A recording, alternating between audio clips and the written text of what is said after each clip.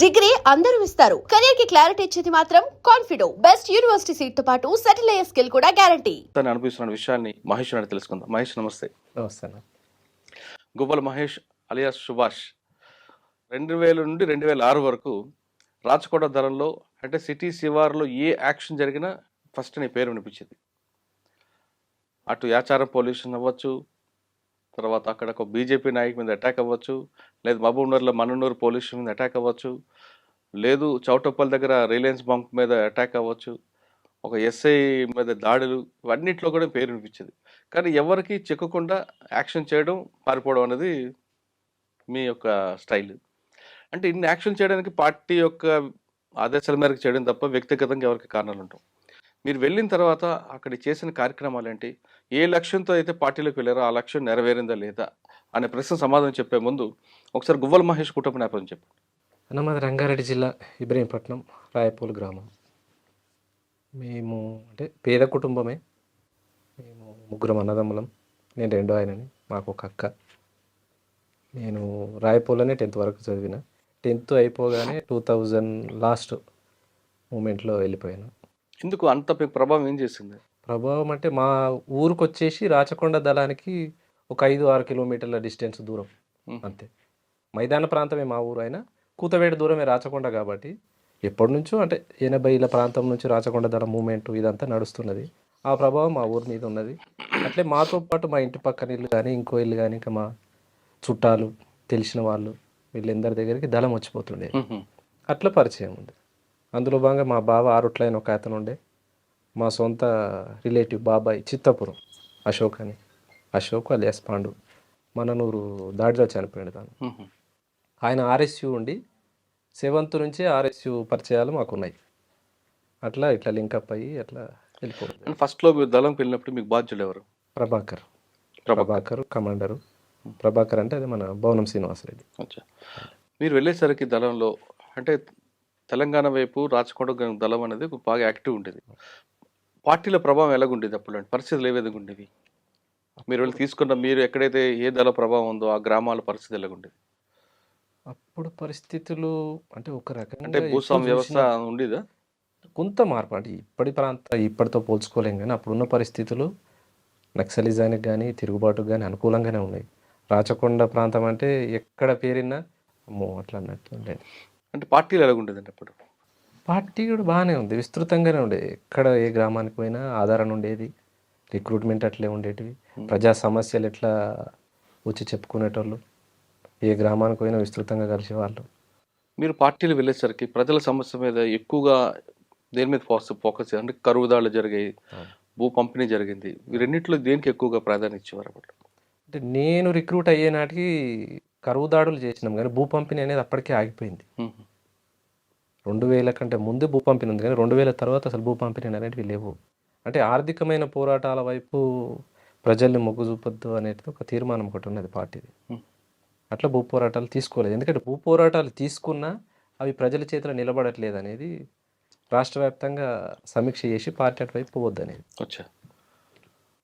అంటే భూమి పంచుతాం కానీ వాళ్ళకి పట్టాలు ఇవ్వలేం కదా మనం. అవును. మళ్ళీ యథావిధిగా వాళ్ళకే వస్తున్నది. అవును. అట్లా అని చెప్పి భూ పోరాటాలు అంటే కరువు దాడులకు మాత్రం ప్రాధాన్యత ఇచ్చింది. అంటే ఆ రోజు ఉన్న పరిస్థితులు కరువు అనేది ప్రజల్ని ఆకలితో ఉంచలేం కదా. ఒక దగ్గర టన్నుల కొద్దీ రైస్ మిల్లర్లు ఉండేటిది, దొరల దగ్గర ఉండేటిది, పెత్తందారుల దగ్గర ఉన్నాయి. కాబట్టి ప్రజలకు తక్షణంగా మనం అందించాల్సింది. ఆ విధంగా మంతన్ గౌరెల్లి కాదు మొండి గౌరెల్లిలా కరువు దాడి చేసి బియ్యము. మీరు టైంలో మొండి గౌరెల్లి, ఆరుట్ల, ఈ రెండిట్లో చాలా పెద్ద కరువు దాడి జరిగింది. ఒకసారి వాటిని రివీల్ చేయండి. చింతపట్ల విలేజ్, మొండి గౌరెల్లి, ఈ 2 గ్రామాల మధ్యన ఒక్కడే డీలర్ ఉండేది. అప్పుడు గవర్నమెంట్ పనికి ఉపాధి పథకం కింద బియ్యం పంపిణీ జరిగేది. పనికాహార పథకం కింద బియ్యం పంపిణీ జరిగేది. అది సక్రమంగా పంచుతలేరు, జరుగుతలేవు, ఇక అక్రమాలు జరిగి బయట అమ్ముకుంటున్నారు అనేది మనకు వార్త ఉంది. ఇట్లా కాదు మరి కరువు దాడికి సిద్ధపడదాం అనేసి ఒక వారం 10 రోజుల నుంచి ఆ గ్రామాల ప్రజలందరినీ కలిసి ఆ గ్రామాలలో ఉన్న సంఘాలతోని సమాచారం తీసుకొని అందరూ పార్టిసిపేట్ చేయాలి, మరి చేద్దామని ఒక నిర్ణయానికి వచ్చి దాడి చేసి బియ్యాన్ని ట్రాక్టర్ జరిగింది. నైటే సాయంత్రం పూట 7 గంటలకు 8 గంటలకు ఊర్లోకి వచ్చేసి 2 గ్రామాల వాళ్ళని తీసుకొచ్చి మీరు తీసుకెళ్ళిపోండి, ఎవరి కాళ్ళు తీసుకుపోయారు అంటే ఎవరి కాళ్ళు తీసుకుపోయారు కానీ ఎవరంతలో వాళ్ళు సంతులు తీసుకుపోలేదు. తీసుకుపోయి గౌరీల కాడ ఏం జరిగిందంటే వాళ్ళు ఒక బండ మీద ఊరు బయట పోసి పంచుకున్నారు. అది అప్పటికే లీక్ అయిపోయింది. తెల్లారి డిపార్ట్మెంట్ వచ్చిర్రు, కేసులు అయినాయి, అదంతా జరిగింది. ఎవరెవరైతే కేసుల పాలయ్యారో మళ్ళీ వాళ్ళందరినీ కూడా విడిపించినాం. మీరు పార్టీలో వెళ్ళేసరికి మీకు తుపాకీ మీద అవగాహన లేదు, కానీ పార్టీలోకి వెళ్ళాక తుపాకీ పట్టుకొని ఎక్కడ ట్రైనింగ్ తీసుకున్నారు? గుట్టల్లోనే, రాజకొండ గుట్టలో? ఫారెస్ట్లోనే. ఎవరికైనా రిక్రూట్ అయిన వాళ్ళ ఎవరికైనా పార్టీ రోజువారీగా శిక్షణ ఉంటుంది. 3 నెలలకో 6 నెలలకో మిలిటరీ క్యాంప్ ఉంటుంది, పొలిటికల్ క్యాంప్ ఉంటుంది. పొలిటికల్ క్యాంపులో పొలిటికల్ శిక్షణ ఇస్తారు, మిలిటరీ క్యాంపులో మిలిటరీ శిక్షణ ఇస్తారు. ఈ రెండిట్లో దేనికి ఎక్కువగా మీరు ఇంట్రెస్ట్ చూపించేవారు? రాజకీయ వైపు వెళ్ళేవారా, లేదు తుపాకీ పట్టుకొని వెళ్ళాలనుకున్నారు? అంటే నేను ఇంట్రెస్ట్ చూపిస్తాం అనేది ఏముండదు. పార్టీ ఆదేశం ఏదైతే చేయమంటారో దానికి వెళ్ళాల్సిందే ఎవరమైనా. నేను ప్రస్తుతానికి రాచకొండ ప్రాంతం, నేను ఇక్కడనే పనిచేస్తా అంటే కుదరదు. పార్టీ నిర్ణయానుసారం నువ్వు వేరే రాష్ట్రం పోవాలన్నా పోవాలి, వేరే జిల్లాకు వెళ్ళాలన్నా వెళ్ళాలి. అంటే రాజకీయము మిలిటరీ రెండు మిళితమై పొలిటికల్ లైన్లానే వెళ్ళాలి తప్పితే మిలిటరీ ఆధీనంలోకి రాదు. ఓకే, మీరు పనిచేస్తున్న టైంలో కరువుదాడులు చేశారు, అంత బాగుంది. కానీ ఆ ప్రాంతం మంచాల, యాచారం, ఆదిపట్ల, ఆ ప్రాంతంలో రాజకీయ చైతన్యం లేదు ప్రజల్లో. అప్పట్లో వాళ్ళకి రాజకీయ చైతన్యం కల్పించడానికి ఏమైనా పార్టీ నిర్ణయం తీసుకున్నప్పుడు? భూ పోరాటాలు కాకుండా కరువు దాడులు చేసినాం. ఇంకోటి గ్రామాలలో ఏ సమస్యలు అయితే ఉన్నాయో దాని మీద తిరుగుబాటు. ఇప్పుడు మహిళా సంఘాలు ఉన్నాయి, వివిధ రకాల రైతు కూలి సంఘాలు ఉన్నాయి. అప్పటికి పార్టీ సంఘాల మీద పూర్తిగా నిషేధం ఉంది. బయట ఏ సంఘాలు అయితే ఉన్నాయో ఆ సంఘాలలో వీళ్ళని మిళితం చేసి పోరాటాలు చేయించింది రైతులతో. కానీ చిన్నపిల్లల్ని పార్టీలో పిలవడం పట్ల, బాల సంఘం పెట్టడం పట్ల కొంత విమర్శలు వచ్చాయి. దాని పార్టీ ఎప్పుడు బాలల సంఘం పెట్టిరు కానీ బాలలను రిక్రూట్ చేసుకోవడం అనేది జరగలే. ఎక్కడో ఒక చోట జరగవచ్చు, పూర్తిగా జరగలేదని అనను. పిల్లలని అంటే మైనర్లను తీసుకోవాలనేది ఏం లేదు. సరే, మీరు ఉన్న 6 సంవత్సరాల్లో మీకు బాగా గుర్తున్న సంఘటనలు చెప్పండి. మీది ఎందుకు 1 కాదు 2 కాదు, యాక్షన్ టీం చాలా ఉన్నాయి. మన్ననూరు ఒకటి ఉంది. ఫస్ట్ మన్ననూరు అవుట్ పోస్ట్ మీద అటాక్ ఎలా జరిగింది? మన్ననూరు అవుట్ పోస్ట్ దాడి అంటే దక్షిణ తెలంగాణ మావోయిస్ట్ పార్టీ మొత్తం చేసిన దాడి. ఎందుకు మన్ననూరు ఎందుకు ఎంచుకున్నారు? అవుట్ పోస్ట్ అని అంటే మొత్తం ఆర్మీకి సంబంధించి, అంటే వెపన్స్, మనకు అనుకూల ప్రాంతం, దాడి చేయడానికి అనుకూలంగా ఉంటుంది, అక్కడి నుంచి మనం రిట్రీట్ చేయడానికి కూడా అనుకూలంగా ఉంటుంది. అట్లని చెప్పి మన్ననూరుని ఎంచుకున్నారు. స్టేట్ కమిటీ దాన్ని తీర్మానం చేసి దీని మీద మనం చేయాలనే దాంతో దక్షిణ తెలంగాణ టీం అంతా 3 జిల్లాల వాళ్ళు చేసిన దాడి అది. అచ్చా, ఎలా చేశారండి? ఎన్ని రోజులు దీనికి రిహార్సల్ చేస్తారు? 3 జిల్లాల వాళ్ళు 1 నెల పాటు ఫారెస్ట్లోనే ఉండి ఎదడు కట్టెలతోటి స్టేషన్ నిర్మాణం చేసి 1 నెల మొత్తం రిహార్సల్ చేసినాం. ఎక్కడ ఏ టీము దాడి చేయాలి, ఏ టీము రిట్రీట్ కావాలి, ఎట్లా పోతే మనం ఉంటుంది, దీనికి దారులు ఎన్ని దారులను మనం బంద్ చేసి ఎట్లా రిట్రీట్ చేయాలని 1 నెల పాటు రిహార్సల్ చేసి దాడికి వెళ్ళినాం. కానీ 3 టీములతోటి 70 మంది దాడి చేసినాం. మీరు 70 మంది దాడి చేశారు, నెల రోజులు రిహార్సల్ వేసినా ఫెయిల్ అయింది కదా? అవును. ఎందువల్ల అంటే ఫస్ట్ టీం, అసాల్ట్ టీం ఏదైతుందో అసాల్ట్ టీం వెళ్ళినప్పుడు అవుట్ పోస్ట్ ఎదురుగా గోడ బ్లాస్ట్ చేయాలి. ఫ్రంట్ గేట్ మందు పాత్ర పెట్టి బ్లాస్ట్ చేసినప్పుడు ఏం జరుగుతుంది అంటే గోడ కూలిపోతుంది. కూలిపోగానే టీం అనేది వెళ్ళిపోవాలి, లోపలికి వెళ్ళిపోయి కొట్టేసి వెపన్స్ సీజ్ చేసుకోవాలి. ఆ టీం వెళ్ళిపోయినప్పుడు మిగతా టీంలు వెనక వైపు నుంచి రావాలి. కానీ బ్లాస్ట్ చేసినప్పుడు ఓపెన్లో బ్లాస్ట్ అయింది కాబట్టి గోడ పడిపోలే. గోడ పడిపోయినందుకు పైనుంచి ఫైరింగ్ ఎక్కువైంది. అట్లా కొంత లోపలికి వెళ్ళిన తర్వాత ఎస్ఐ కనిపిస్తుంటారు మీకు. ఎస్ఐ ముందు ఒక ఆయన మాట్లాడుతుంటారు, ఆయన కూడా చనిపోయారు. అసలు లోపలికి వెళ్ళలేదు, సివిలియన్ చనిపోతారు. బయట నుంచే ఫైరింగ్ జరిగింది. మన్ననూరు అవుట్ పోస్ట్ మీద బయట నుంచే దాడి జరిగింది, 3 వైపుల నుంచి. లోపలికి వెళ్ళలేదు. కానీ ఒక ఆయన చనిపోయాడు కదా అందులో. ఎస్ఐ పారిపోతారు, ఒక ఆయన సివిలియన్ చనిపోతాడు కదా. ఎంతసేపు జరుగుంటుంది ఫైర్? అది 2 గంటలు 3 గంటలు జరిగింది. 2-3 గంటలు అయింది ఫైర్. మళ్ళీ మీరు రిట్రీట్ ఎక్కడ కలుసుకున్నారు? అందరం ఒకేసారి వెళ్ళిపోయినాం కదా. అయితే ఈ దాడి కంటే ముందు అచ్చంపేట నుంచి వచ్చిన రోడ్డు అది ఆపేసినాం, శ్రీశైలం నుంచి వచ్చిన రోడ్డు అక్కడ ఆపేసినాం, అమరాబాద్ పోలీస్ స్టేషన్కి 1 టీం వెళ్ళిపోయింది, మళ్ళీ పోతే అచ్చంపేట పోలీస్ స్టేషన్కి 1 టీం వెళ్ళిపోయింది.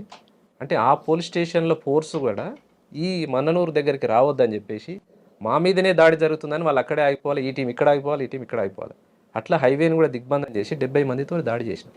ఆ దాడిలో అశోక్ అనే కామ్రేడ్, ఇందాక నేను మా బాబాయ్ అని చెప్పి, తన అమరుడైన గొంతులో తూటపడ్డది తనకి. ఆయనకి లోపట సైన్యం అంటే ఆర్మీ శిక్షణ అనేది తక్కువ ఉంది. అంటే బయట సంఘాలలో పనిచేసిండు కానీ మిలిటరీ అనుభవం లేదు. ఆ దాడిలో ఉంటా అన్నాడు, సరే ఉంచాం. ఇంకో కామ్రేడ్కి కాలుకు తూటపడ్డది, ఇంకో కామ్రేడ్కి తొడకు తూటపడ్డది, ఇద్దరు గాయాలైనవి. అశోక్ అమరుడు అయిండు. అట్లా రిట్రీట్ అయినాం. అంటే అశోక్ అనే వ్యక్తి కామ్రేడ్ చనిపోయారు అక్కడ. అశోక్ అనే కామ్రేడ్ చనిపోయాడు, స్వామికి తొడల తూటపడ్డది. ఇంకా ఆనంద్ అని ఇంకో కామ్రేడ్ ఉండే, తనకేమో కాలు పాదానికి తూటపడ్డది. ఎంతమంది పాల్గొన్నారు? 70 మందిలో ఎవరో ప్రధానంగా ఉన్నారండి అందులో? సాంబశివుడు కూడా టీంకు మొత్తానికి సాంబశివుడు కమాండర్. డిప్యూటీగా రవి నల్గొండ జిల్లా సెక్రటరీ ఉండే. ఎవరు? నల్గొండ జిల్లా సెక్రటరీ రవి. రవి తను డిప్యూటీ కమాండర్గా ఉండే.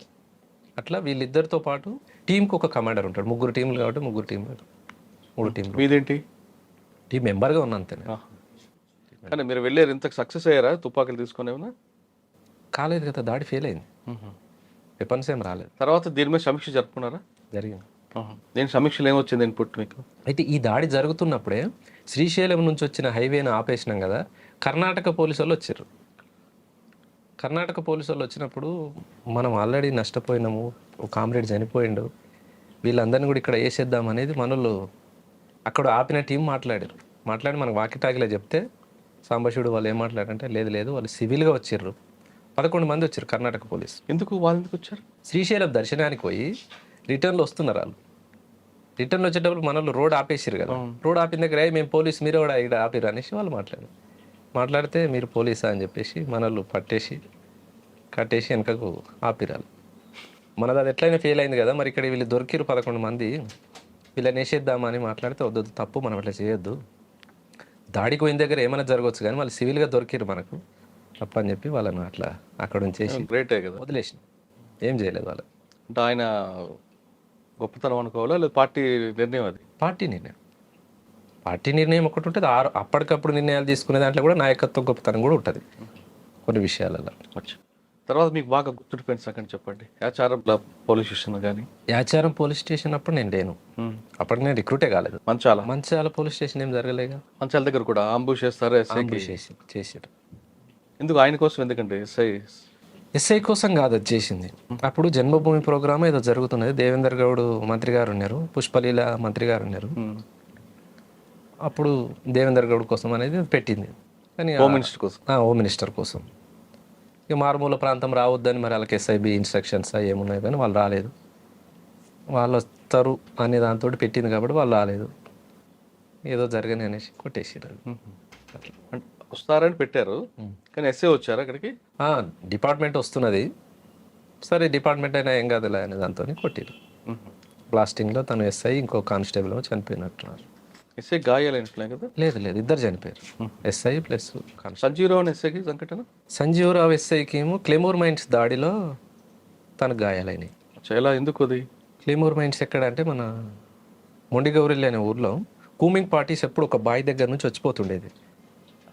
మేము వచ్చిపోయే దారులు వాళ్ళకి ఎట్లయితే తెలుస్తాయో వాళ్ళు వచ్చిపోయే దారులు కూడా మాకు తెలుస్తాయి కదా, అట్లా వాళ్ళు వచ్చిపోయే దారిలో క్లెమోర్ మైన్స్ పెట్టి అంబుష్ ఏర్పాటు చేసినాం. రాళ్ళ గోడ, తెట్టగోడ అంటాం కదా, తెట్టగోడల మైన్స్ పెట్టి క్లెమోర్ మైన్స్ పెట్టి కూర్చున్నారు. వాళ్ళు తీరా దగ్గరికి వచ్చిన తర్వాత, అంటే మన పాయింట్ బ్లాక్లోకి వచ్చిన తర్వాత పేల్చాలి అవి. రాకంటే ముందే కొంత మనోళ్ళు ఆతృతతోటి ముందే ఒత్తిరు, ఆ తెట్టగోడలు పెట్టిరు కాబట్టి ఆ రాళ్ళు ఎగిరిపోయి తగిలినాయి అంతే. నిజంగానే దగ్గరకు వస్తే ఆ రోజున్న కూమింగ్ పార్టీ మొత్తం ఎగరాల్సింది. అట్లా జరగదు. ఈ టెక్నికల్ సపోర్ట్ ఎవరు ఇచ్చారు అప్పుడు మీకు? శిక్షణ ఉంటుంది కదా, మిలిటరీ శిక్షణలో. ఓకే, క్లెమర్మెంట్స్ వాడడం, అది క్లెమోర్స్ కానీ గ్రెనేడ్స్ కానీ అన్ని రకాల వెపన్స్. అన్న మీరు చేసిన అన్ని యాక్షన్లో బాగా టఫ్ వచ్చిన యాక్షన్ చెప్పండి.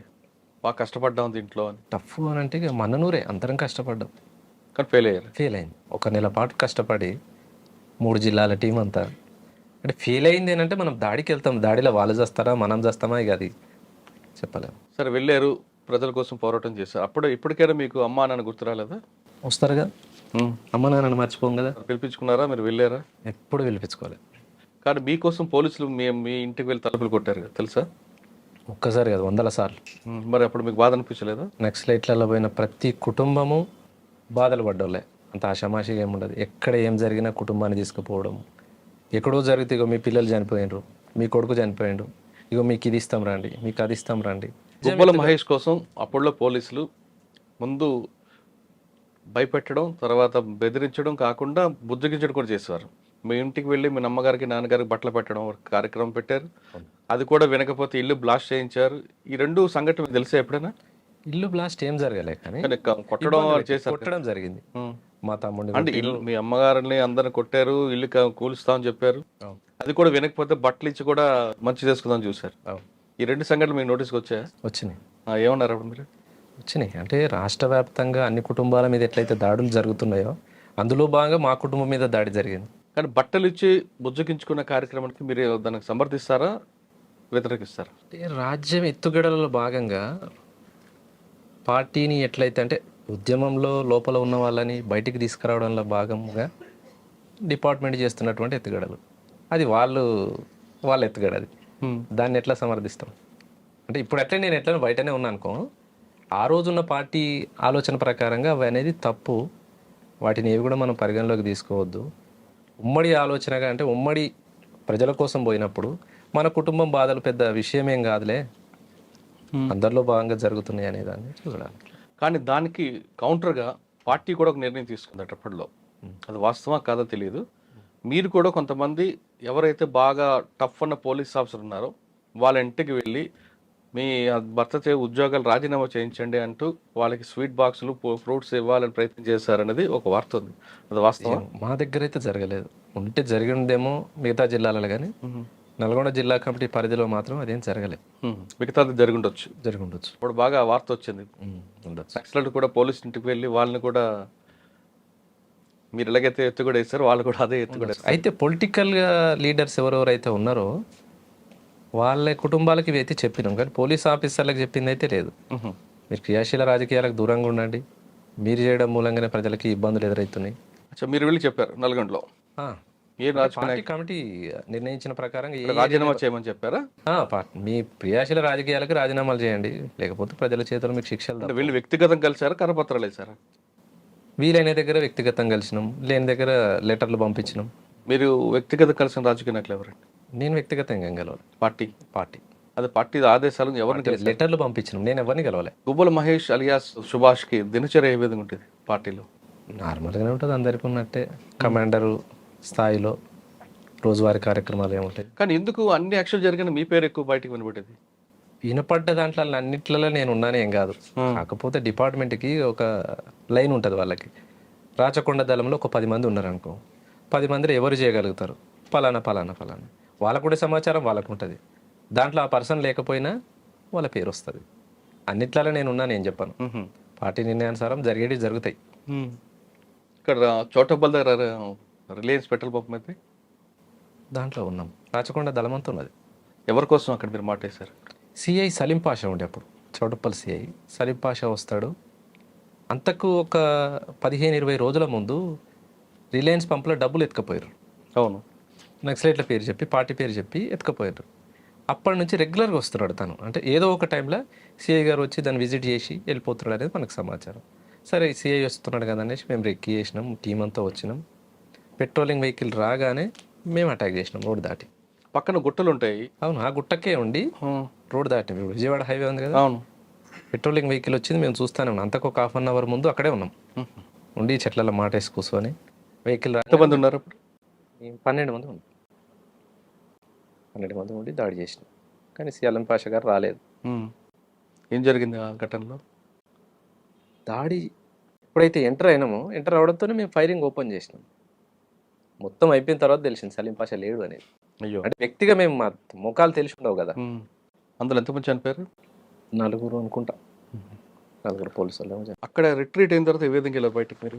రోడ్డు దాటినమంటే ఫారెస్టే కదా ఇక. అవును, గుట్టాలు కదా, పుట్టనే కదా, నడుచుకుంటూ వెళ్ళిపోతాం. ఎంత దూరమైనా నడుచుకుంటూ వెళ్ళాల్సిందే. కాబట్టి మిగతా అడవికి రాచకొండ దళానికి ఒక తేడా ఉంది. Terrain problem. గుట్టలే తప్ప పెద్దగా ఫారెస్ట్ కనిపించదు. గుట్టలే. కానీ గుట్టల్లో యాక్షన్ చేసి తప్పించుకోవడం అనేది కొంచెం కష్టం పనే కదా. కష్టమే. అటువంటి కష్టాలను ఎదుర్కొన్నారా ఎక్కడైనా ఒక దగ్గర? ప్రతిరోజు ఉండేటివి అవి. ఒక గుట్ట ఎక్కి ఇంకో గుట్ట దిగాల్సిందే. అంటే నల్లమల్ల అడవిలాగా కంటిన్యూషన్ ఫారెస్ట్ కాదు. ఒక ఊరుకు పోవాలన్నా మళ్ళీ ఇంకో గుట్ట దిగాల్సిందే. అటు ఇంకోటి గుట్టలలో కూడా కనిపిస్తాం కదా, చెట్లు ఉండవు కదా. ఉంటాయి, లైట్గా మామూలుగా చెట్లు ఉంటాయి, గుండ్లు ఉంటాయి. ఏదో అనువైన ప్రాంతం చూసుకొని ఉండవలసిందే. కానీ అంత ఇబ్బందులతో కూడుకున్నదే.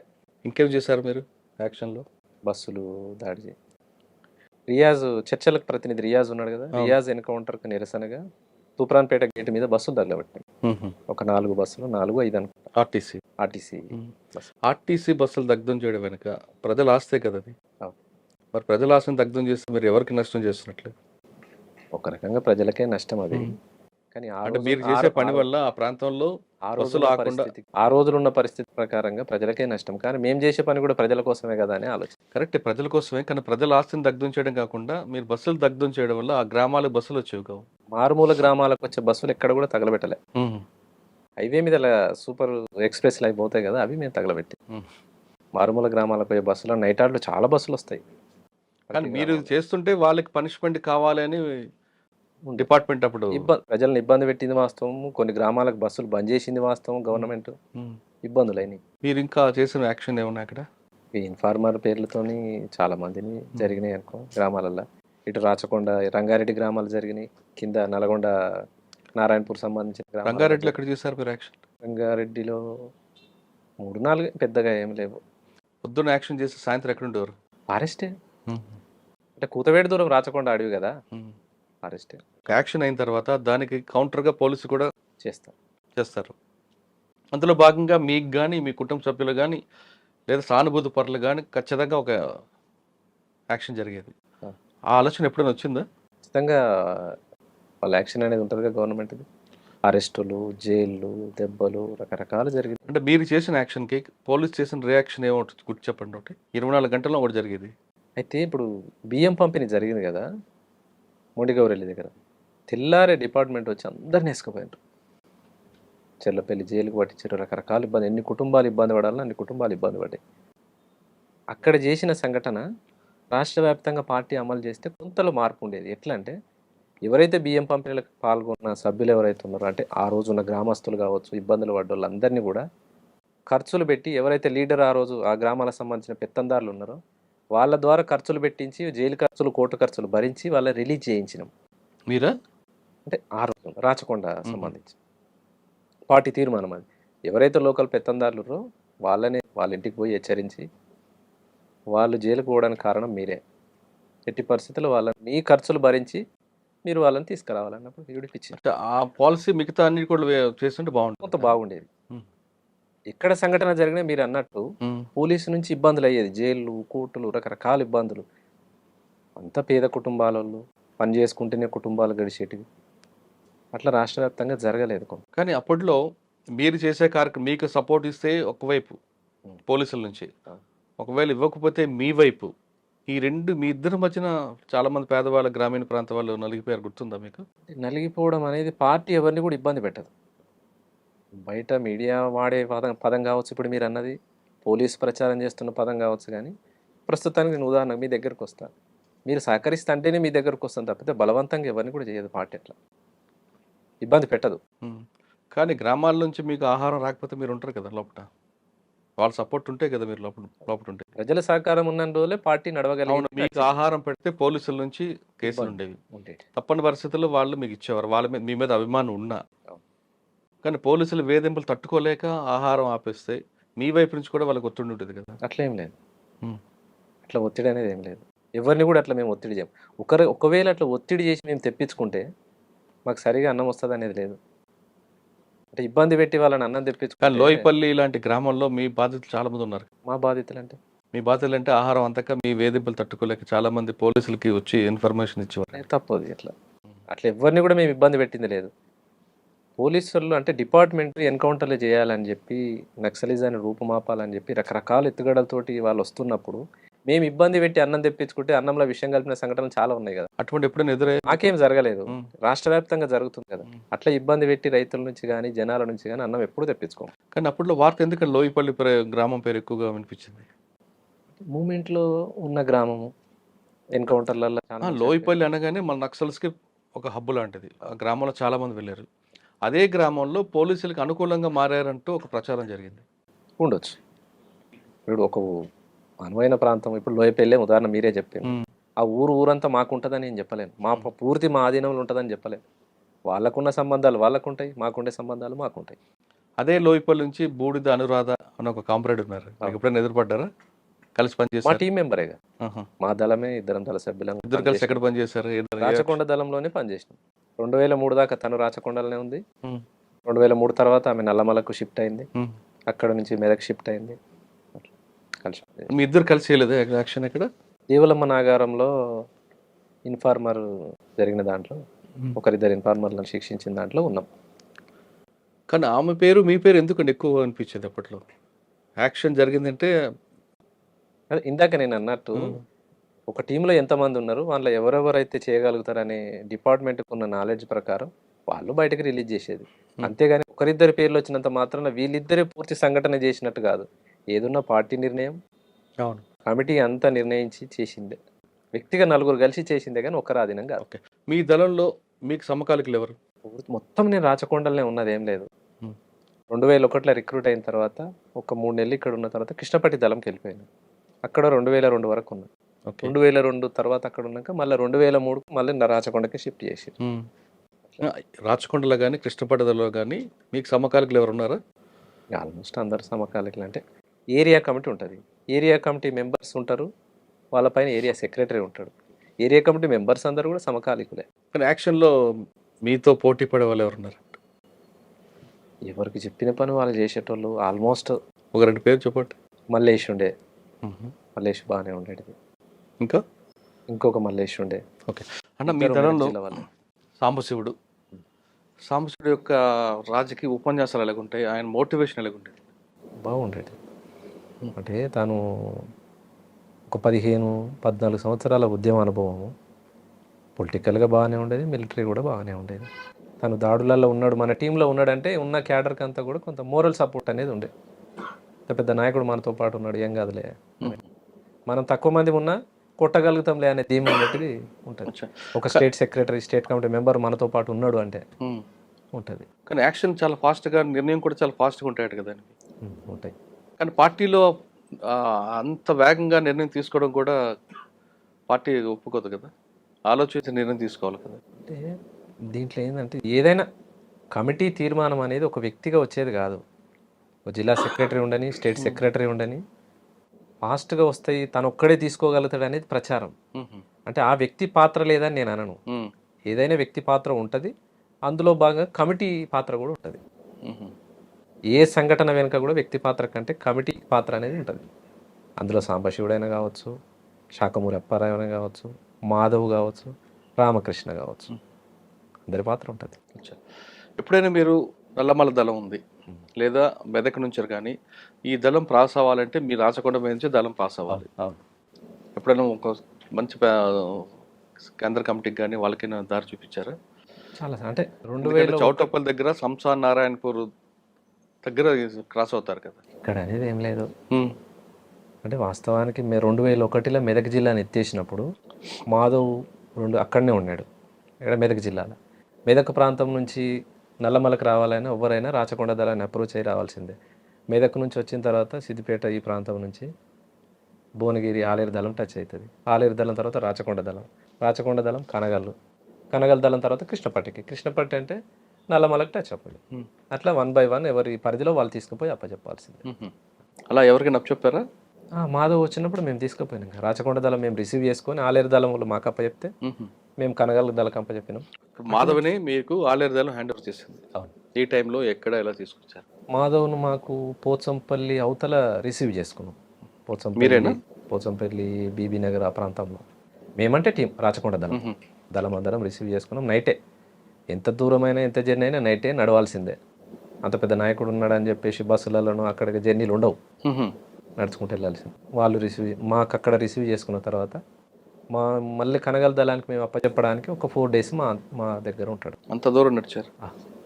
4 రోజులు నడిచి రాచకొండ దళం వాళ్ళు కనగల్ దళానికి అప్పచెప్పింది. కనగల్ వాళ్ళు కృష్ణపట్టికి అప్పచెప్తారు.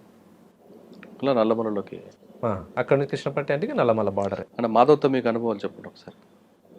మాధవ్తో ఎక్కువ కాలం కలిసి ఉన్నది అంటే నల్గొండ జిల్లా ఇన్ఛార్జిగా ఉన్నాడు. అంటే స్టేట్ కమిటీ మెంబరు ఒక జిల్లాకు ఉంటారు. తను ఉన్నన్ని రోజులు మిలిటరీ క్యాంపులు జరిగేటివి, స్టేట్ క్యాంపులు జరిగేటివి, అదేంది పొలిటికల్ క్యాంపులు జరిగేటివి. ఇంకోటి మననూరు దాడికి పూర్తిగా తానే ఉన్నాడు, గైడెన్స్ పూర్తిగా ఆయనే.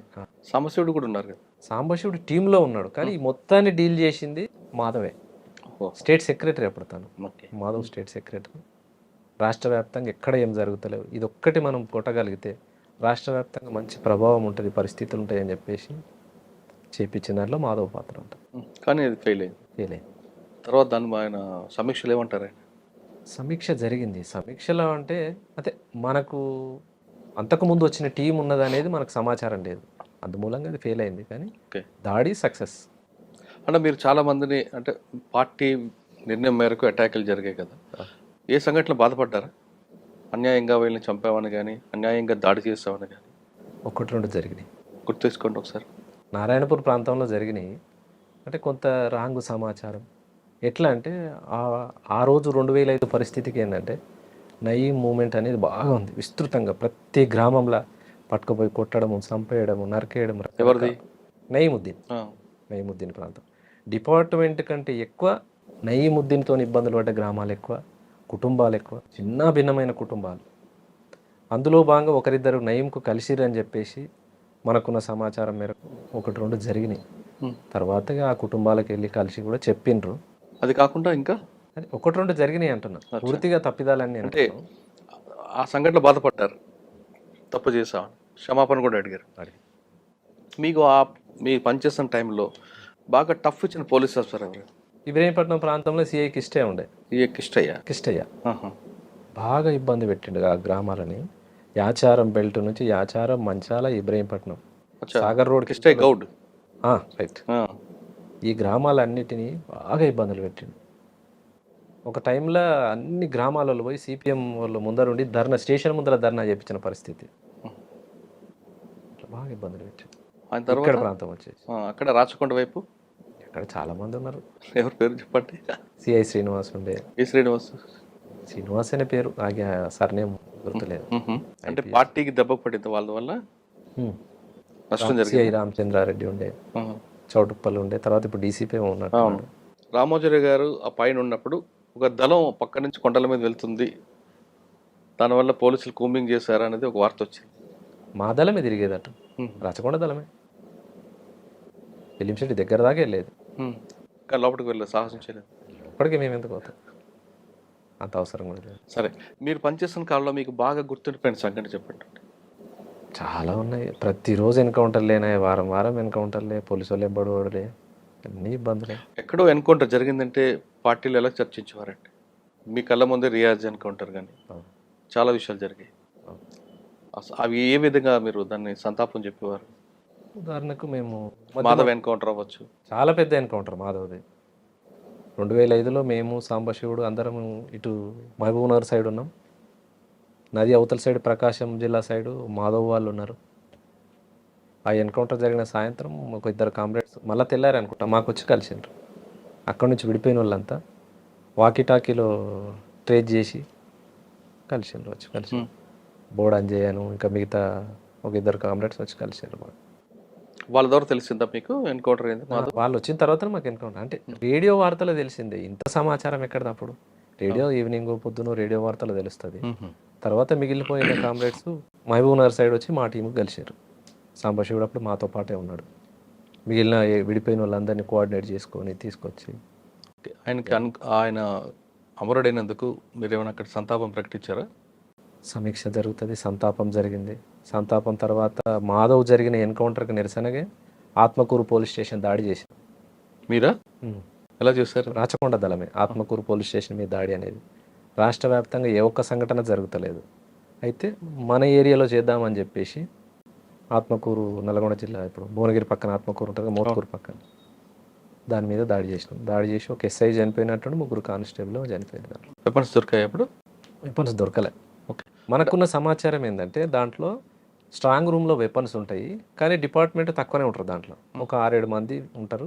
ఎస్ఐ దగ్గర మాత్రం పిస్టల్ ఉంటుంది, లోపల 303 వెపన్స్ ఉంటాయి, కానీ అవి వాడరు, స్ట్రాంగ్ రూమ్లో ఉంటాయని సమాచారం. ఆ విధంగా దాడి చేసినాం. పోలీస్ స్టేషన్ కొంత బ్లాస్ట్ చేసినాం, కానీ ఆ స్ట్రాంగ్ రూమ్ తీయలేకపోయినాం. మాధవ్ ఎన్కౌంటర్కి రిటాలియేషన్ చేశారు. ఆ విధంగా ఇంకేమైనా చేశారా?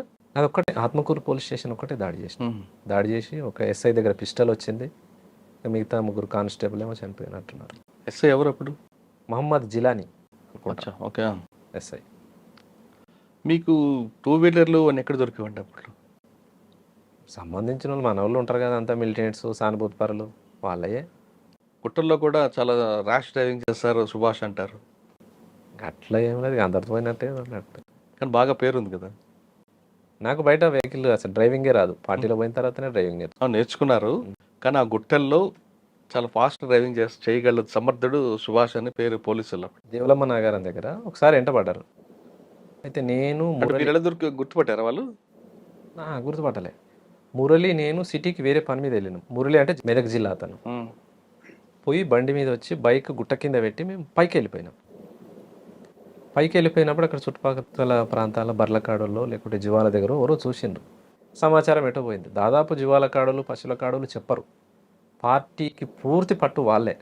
కానీ అదేందో మరిగా అంటే ఎవరో ఒకరు జరిగింది, లీక్ అయింది. ఆ రోజు గుట్ట మీద దళం ఉన్నది, ఉన్నాం. తెల్లారి పొద్దున్నే లేచి ఇక కాలకృత్యాలు తెచ్చుకొని బయటికి సెంట్రీ చూసేటప్పుడు బర్రెలు వరుసగా వస్తున్నాయి, బర్రెలు వస్తున్నాయి అని అన్నారు. అదేంది నల్లగా వస్తున్నాయి అని అన్నారు మన వాళ్ళు. బర్రెలు అవి ఉంటాయి, సరిగా చూడరు అన్నారు. బర్రెలు కాదు, ఏదో తేడా కొడుతుంది అని అనుకున్నాం. ఇంకొంచెం దగ్గర బైనాక్యులర్ పెట్టి చూసేకల్లా కూమింగ్ టీం వస్తుంది. అటు వస్తురా, మన దిక్కు వస్తురా, కనిపెట్టురా అని చెప్పాం. కరెక్ట్గా మేము బండి ఎక్కడైతే కింద పార్క్ చేసినామో ఆడికే వస్తున్నారు, అక్కడికే వస్తున్నారు. ఇది బాగలేదు, బండి దొరికితే బండి ఇచ్చిన ఆయన పని అవుతుంది. అవును. అప్పటికప్పుడు నేను సివిల్ అయ్యి షార్ట్ వెపన్ పెట్టుకొని కిందికి వెళ్ళిపోయినా. నేను గుట్ట దిగి దగ్గర కొట్టాలి, వాళ్ళు వచ్చేసారు బండి దగ్గరికి. ఓకే. ఆ బండి తీసుకోలేకపోయినా, బండి వాళ్ళు పట్టేసుకోరు. వాళ్ళని చూసి నేను కొంత అటు చెట్టు నుంచి అటు చూసి అటు జరిగిన ఫైరింగ్ స్టార్ట్ అయింది. అట్లా మేము తెచ్చిన బండి వాళ్ళు పట్టుకోగలిగారు. ఇంకా ఆ రోజు నేను బండి నడిపింది ఏం లేదు. నైట్ వచ్చినాం, ఆడ పెట్టినాం, ఫైరింగ్ కొట్టుకుంటా వాళ్ళే అటు జరిగారు. నేను చెట్ల నుంచి గుట్టెక్కి వెళ్ళిపోయినా. అదే బండి వేసుకొని 1 కిలోమీటర్ దాకా వాళ్ళ బండి మీద పోతూ ఫైరింగ్ కొట్టిరు వాళ్ళే. అంటే నేను ఎటు వెళ్ళిపోయినా అనేది స్టేట్ బాటం ఉరికినా అనేది వాళ్ళు అనుకున్నారు, కానీ నేను బాటం పోలే, ఇటు గుట్టెక్కిన. సిటీలో కూడా వచ్చేవారు కదా, ఎందుకు? హైతనగర్, వనస్థలపురం, ఎల్బీ నగర్ వరకు ఎవరి కోసం? అప్పుడున్న పార్టీ నిర్ణయం ప్రకారం ఏమైతే టార్గెట్లు ఉంటాయో ఆ టార్గెట్ అంటే సిటీలో రావడం వల్ల ఎక్కడ లీక్ అయితే మీకు ప్రమాదం కదా. ఎందుకు అంత సాహసం చేయాలి? పార్టీ నిర్ణయం మేరకు? పార్టీ నిర్ణయమే, వ్యక్తిగతం ఏముంటుంది. ఎక్కడ సిటీలో ఎక్కడ వరకు వచ్చేవారండి? సిటీ లోపల వరకు వచ్చినాం, ఆల్మోస్ట్ వనస్థలపురం అయింది, పంజాగుట్ట వరకు కూడా వచ్చినాం. మనకు అనుకున్న టార్గెట్లు రీచ్ కాక కొంత ఆ విధంగా వచ్చి మిస్ అయినట్టు ఎవరున్నారా? ఈ లోపల వేరే పనుల మీద వచ్చినాము. టార్గెట్ అంటే సంఘీ దగ్గర అనుకున్నాం. సంఘీ మరి వాళ్ళ అన్నదమ్ములలో ఎవరికో గన్మెన్ ఉండేది. ఆ గన్మెన్ స్టెన్ కార్బన్ వెపన్ ఉండేది. కొడితే మనకు వెపన్ అన్న వస్తుంది కదా అనే ఆలోచనతోటి ఆడ కొట్టాలనుకున్నాం. మేము 4 రోజులు అంటే తాళ్ళు ఎక్కేటోళ్ళు నల్గొండ ప్రాంతం నుంచి వచ్చి సంఘీ ఏరియాలో తాడి చెట్లు బాగుంటాయి, వాళ్ళ గుడిసెలలో ఉన్నాం. 4 రోజులు ఉన్నాం. 4 రోజులు వాళ్ళు రాలేదు, అదొకటి మిస్ అయింది. ఇంకొకటి డిఆర్డిఎల్ దగ్గర సెక్యూరిటీ ఉంటుంది కదా, వాళ్ళ దగ్గర ఎస్ఎల్ఆర్లు ఉన్నాయని చెప్పేసి మనకు మిత్రుడు చెప్పిండు. ఇక్కడ ఎవరో సెక్యూరిటీ ఉంటున్నారు, ఆ టార్గెట్ చేస్తే మనకు ఒక 5-4 ఎస్ఎల్ఆర్లు వస్తాయి అనే సమాచారం ఇస్తే మన వాళ్ళు అంటే డిఆర్డిఎల్ అని తెలియదు. ఆ కామ్రేడ్ వచ్చి జిల్లా కమిటీ వాళ్ళకి చెప్పినందుకు జిల్లా కమిటీ వాళ్ళు నాకు చెప్పి నువ్వు ఒక టీం వేసుకొని పో, అక్కడ ఏదో 4-5 వస్తాయట మనకు ప్రయత్నం చేస్తే అనేసి అంటే టీం ఎంగేజ్ అయ్యి వచ్చినాం. తీరా చూస్తే అది డిఆర్డిఎల్. అక్కడ కొట్టి మనం ఎక్కడ ఎస్కేప్ అవుతాం, ఇది కష్టం, అసలు మన పని అవుతుందని చెప్పేసి దాన్ని రిట్రీట్ చేసుకున్నాం.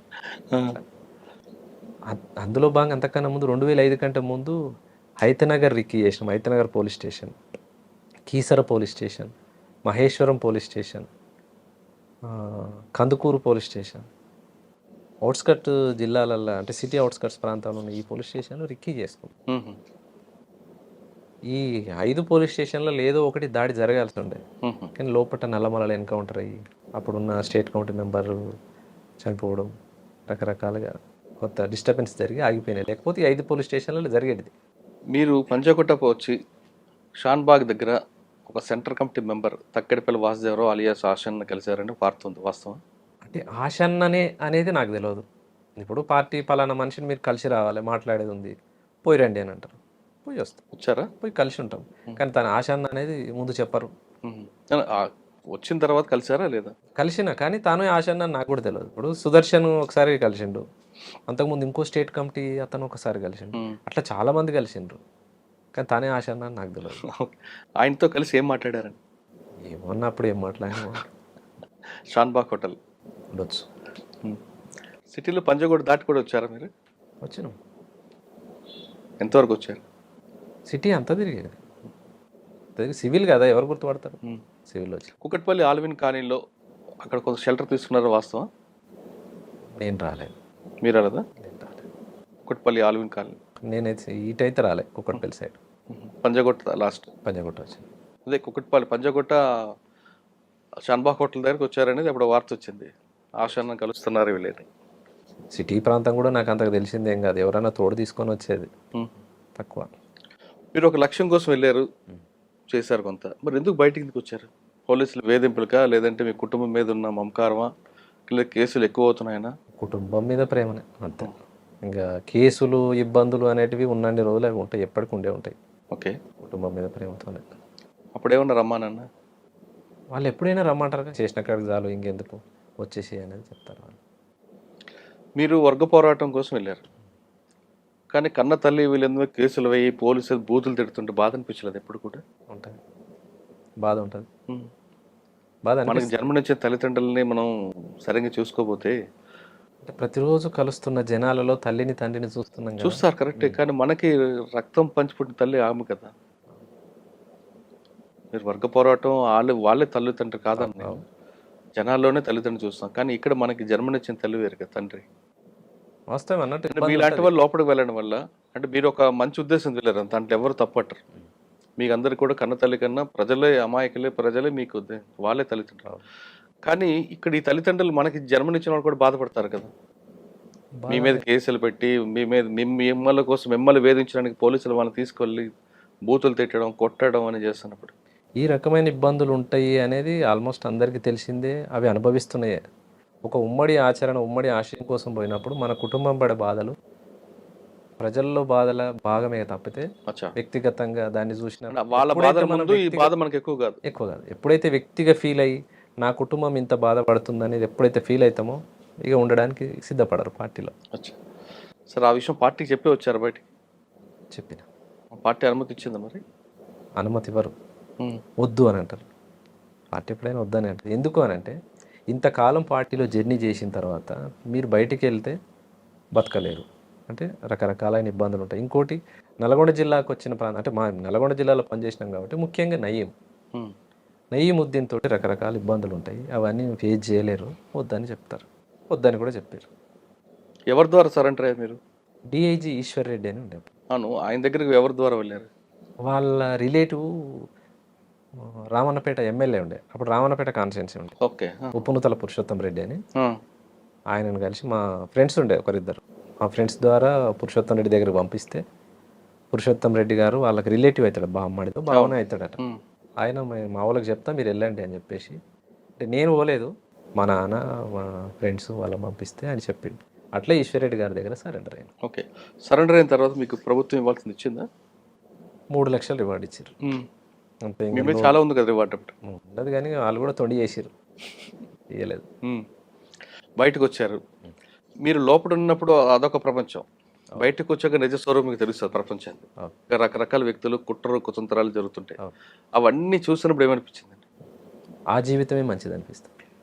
సరే వచ్చినాము, తప్పదు, ఉంటున్నాం, కానీ విలువైన జీవితం అదే. నీతి నిజాయితీగా నిలబడి, నీతి నిజాయితీగా, కుట్రలు కుతంత్రాలు లేకుండా, క్రమశిక్షణతోటి బతికిన రోజులు. సరే ఇబ్బందులు పడుతుండొచ్చు, తిండి ఉండకపోవచ్చు, నీళ్ళు ఉండకపోవచ్చు, రకరకాల ఇబ్బందులు ఉండొచ్చు, కానీ విలువైన జీవితం, విలువైన ఆశయం. ఇక్కడ రకరకాల మనుషులు ముందు మీతో నవ్వుతుంటారు, వెనక నుంచి గొంతు కోసే రకాలు ఉంటాయి. వాళ్ళని చూసినప్పుడు ఏమనిపిస్తుంటారు? అదే విలువైన జీవితం అంటున్నాగా. ఇక ఇది కుట్రల కుతంత్రాలు ఈ సమాజం కాబట్టి ఇక తప్పదు. సరే, ఈ సమాజంలోకి వచ్చారు, పార్టీ చెప్తున్నట్లుగా నయం పిలిపించుకున్నారా? పిలిపించుకో, అంటే అయితే అడవులు ఉండాలి, లేదా తన దగ్గర ఉండాలనేది నయం పాలసీ. అవును. మీకు పిలిచి ఏం చెప్పాడు అండి? పిలిపించుకున్నాడు. ఎవరైతే నేను సరెండర్ అయిన దగ్గర నుంచి ఏ అయితే ఆఫీసర్ ఉన్నాడో, అప్పుడున్న ఆఫీసరు తనే తీసుకుపోయి వాళ్ళ కారు ఎక్కించాడు.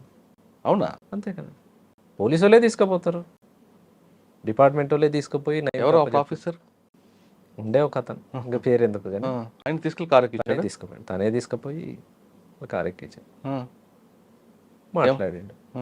అంటే మామూలుగా వచ్చినప్పుడు ఫస్ట్ మా ఇంటి దగ్గర నుంచి సిటీ పోదాం రా అని చెప్పిండు ఆఫీసర్. ఎందుకో సిటీ పోదాం అంటుండు అని డౌట్ అనిపించింది, కానీ తప్పదు, పోలీస్ అయినా కదా రమ్మంటున్నాడు, పోదాం అనేసి వెళ్ళిన తర్వాత కార్ ఎక్కించుకున్నాడు. సరెండర్ ఇవాళ 19వ తారీఖు సరెండర్ అయితే 22వ తారీఖే నన్ను నయం కప్పచెప్పాను. ఇబ్రహీంపట్నం నుంచి ఎల్బీ నగర్ వచ్చింది. ఎల్బీ నగర్ నుంచి ఉప్పలు మాలుతుంది కారు. ఉప్పలు మాలుతున్నప్పుడే నాకు లైట్ వెలుగుతూనే ఉంది, అమ్మ ఇది తీసుకుపోతుండే అటే పోతుంది. ఉప్పలు తీసుకొని ఉప్పల్ నుంచి బీబీ నగర్ క్రాస్ అయింది, ఇటు మళ్ళీ బీబీ నగర్ దాకా పోలేదు, కానీ ఉప్పలు దాటి బోడుప్పలు ఆ ప్రాంతానికి వచ్చినప్పుడు ఈయన కారు ఆగింది. ఇంకో కారు ఎక్కినాం, ఇంకో కారు ఎక్కింది, ఇంకో కారు ఎక్కినాం. 3 కార్లు మారినాం. ఫస్ట్ కార్ నుంచి సెకండ్ కార్కు మారినప్పుడే నా ఫోన్ తీసేసుకుంటారు, వాళ్ళ దగ్గర హ్యాండ్ ఓవర్ చేసుకుంటారు, మనిషిని పూర్తిగా చెక్ చేసి ఆ బండి ఎక్కించుకుంటారు. అట్లా 4వ కార్లో తను ఉన్నాడు నయీం. కారు ఎక్కంగానే నమస్తే అన్న అన్నాడు. నమస్తే అన్న అంట. ఇప్పుడు చంపుతున్న నిన్ను అన్నప్పుడు కూడా అన్నానే మాట్లాడతాడు నయీం. ఆ టైప్ ఆఫ్ మనిషి.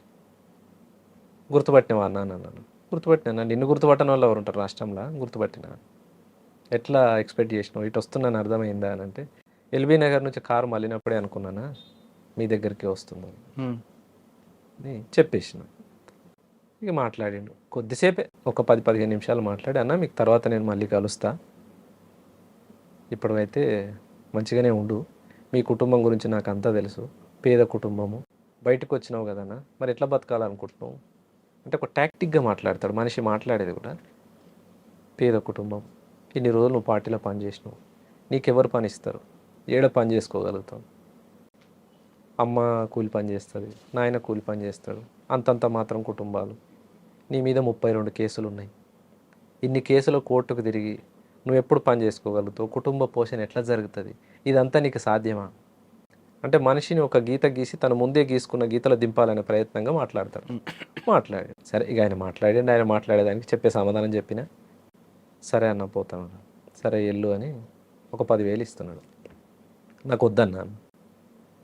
ఎందుకన్నా నా మీద కోపం తగ్గలేదా అంటాడు. నీ మీద నాకేం కోపం అన్నా, నా పైసలు తీసుకుంటా లేవంటే నా మీద కోపం ఉన్నట్టే, నాకెందుకన్నా పైసలు అన్న. నీ పరిస్థితి నాకు తెలుసా అన్న, నువ్వు పేదరికంలో ఉన్నావు, బయటకు వచ్చినావు, నీ ఖర్చులు ఉంటాయి, తీసుకో 10,000 అని. నాకు వద్దన్నాడు. అయితే నన్ను చంపాలనే వచ్చినావు నువ్వు బయటకు అంటాడు. నేను బతకాలని బయటకు వచ్చినోని నిన్ను చంపాలని నేను ఎందుకు అనుకుంటా, నాకేమంత పని, చేసిన రోజులు చేసిన, ఇక చాలు అనుకొని నేను బయటకు వచ్చిన, నిన్నెందుకు చంపుతా, మరి నా డబ్బులు ఎందుకు తీసుకుంటలేవు, నా డబ్బులు తీసుకుంటలేవంటే నా మీద పగ ఉంది నీకు, ఇలా కాకుండా ఇంకా 4 రోజులకైనా నువ్వు యాక్షన్ టీమే కాబట్టి ఒక 4 వేసుకొని నన్ను చంపుతావు నువ్వు, ఇట్లా మాట్లాడతాడు. అమ్మ ఎందుకు వచ్చిన వాళ్ళు, సరే ఇయ్యన్న అని చెప్పేసి తీసుకుని అట్లా ఒక 5-6 సార్లు పిలిపించుకొని కలిసిండు. ఆ టైంలో పార్టీలో జరుగుతున్న విషయాల గురించి అడిగాడు. అడుగుతాడు ఏం జరుగుతుంది, తన గురించి ఎవరెవరు ప్లాన్ వేస్తున్నారన్న విషయాలు, స్టేట్ కమిటీ ప్లానింగ్ జరుగుతుందా, సాంబశివుడి గురించి కూడా అడిగాడా? అందరి గురించి అడుగుతాడు. ఇక తన టార్గెట్లో ఎవరెవరైతే నాయకత్వం ఉన్నారో ఆయనకు లిస్ట్ ఆఫ్ ఉంటుంది, లిస్ట్ ఏదైతే రాసుకుంటాడో ఎవరెవరి గురించి అడిగాడు ఆయన? స్టేట్ కమిటీ మెంబర్లు ముఖ్యంగా ఎవరెవరు ఉన్నారు, సిటీ కమిటీలో ఎవరెవరు ఉన్నారు వాళ్ళ పేర్లు అడుగుతాడు. ఆయనకు సంబంధించిన పోలీస్ ఆఫీసర్లు ఉన్నారు కదా, ఇంట్లో ఎవరైనా మీ టార్గెట్ ఉన్నారా, రేపు అతి తొందరలో జరగబోయే యాక్షన్ ఏది, ఇవన్నీ అడుగుతాడు. చెప్పారా మీరు భయపడి? కొన్ని చెప్పాల్సినవి చెప్తాం, తప్పదు, మరి పులి నోట్లోకి వచ్చినాం, తప్పదు చెప్పి పులి మీద కూర్చున్నారు. అదే పులి దగ్గరకు వచ్చినాం, కాదంటే అది కరుస్తుంది మిగుతుంది, బతకాలని బయటకు వచ్చిన వాళ్ళు. ఎవరి గురించి చెప్పారు ఇప్పుడు ఆఫీసర్ టార్గెట్? అప్పుడు కొంతమంది ఉండే, ఇంకా వాళ్ళ పేర్లు చెప్పేసినాం. ఇంకా వాళ్ళ ఏమన్నాడు? ఆ విధంగా ఎన్నిసార్లు కలిశారు? 5-6 సార్లు కలిసినాం. అక్కడే ఏం కాదు, ఒకసారి ఏమో 5 సార్లు కూడా పోలీస్ ఆఫీసర్లు తీసుకెళ్లారా, ఆయన డైరెక్ట్గా వచ్చేవాడా? ఫస్ట్ సారి కలిసినాం పోలీస్ ఆఫీసర్, తర్వాత తన మనిషిని పంపేది. రెండోసారి కలిసినప్పుడు తను ఒక ఫోన్ ఇచ్చేది. ఎప్పుడు మాట్లాడినా ఈ ఫోన్తో మాట్లాడన్నా, నేను అశోక్ రెడ్డి అని చెప్తా, లేకుంటే దినేష్ రెడ్డి అని చెప్తా, ఐపీఎస్ అని చెప్తా, పోలీస్ ఆఫీసర్ అని అట్లా పరిచయం చేసుకుని ఒకసారి మార్కాపురం దగ్గర కలిసిండు, ఒకసారి ఏమో అద్దంకి దగ్గర కలిసిండు, ఒకసారి మిర్యాలగూడ దగ్గర. మీరు ఎందుకు లేరటు? తానే పిలిపించుకుంటాడుగా. అచ్చా, మార్కాపురం మనిషిని పంపిస్తాడు, ఫోన్ ఉంది కదా అన్న, నువ్వు పలానా దగ్గరికి రావాలి, రానంటే ఇంకో బాధ. సరే అన్న ఏడికి రావాలి మరి అంటే, పలానా ఓవైసీ హాస్పిటల్ దగ్గరికి రా, మనోడు ఒక మెంబర్ ఉంటాడు, నిన్ను అప్రోచ్ చేసుకుంటాడు అని చెప్పి హాస్పిటల్ దగ్గర రాగానే వాళ్ళు కలుస్తారు, మనల్ని చెక్ చేసి మన ఫోన్ తీసుకొని హ్యాండ్ ఓవర్ వేసుకుంటారు, వెళ్ళిపోతారు. ఎటు తీసుకుపోతురో చెప్పరు, ఎప్పుడు మనల్ని వదిలేస్తారో చెప్పరు. అట్లుంటుంది. అలా మార్కాపురం అద్దంకి ఒకసారి మార్కాపురంలో కలిసారు, ఒకసారి అద్దెకి ఏమంటారు? 5-6 సార్లు కలిసాను. ఏమంటాడు అప్పుడు?